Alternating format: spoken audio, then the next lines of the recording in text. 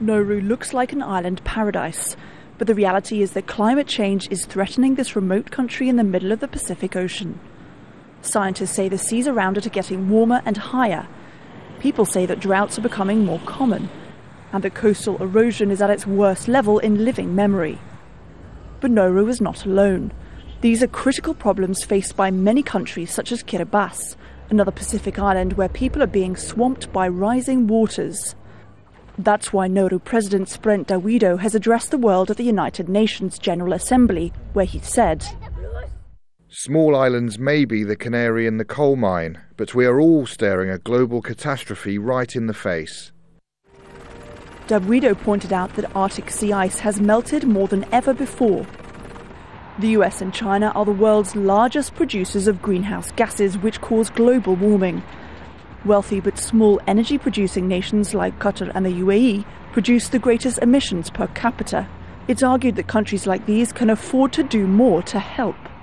It's also in our interests that we build a more prosperous world, because if we don't, the problems of conflict, the problems of mass migration, the problems of uncontrollable climate change, these are all problems that come and visit us at home.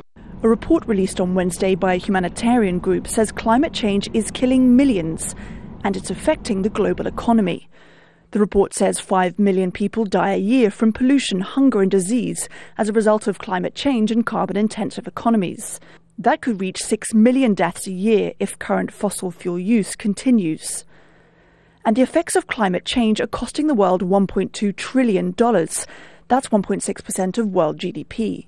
If current trends continue, economies in the US and China may drop by 2.1% by 2030, while India's GDP could fall by 5%. The effects of climate change are already being seen in some of the world's most vulnerable places like Nauru. But the message to the UN is that every country in the world may feel its effects if more is not done to slow climate change. Caroline Malone, Al Jazeera.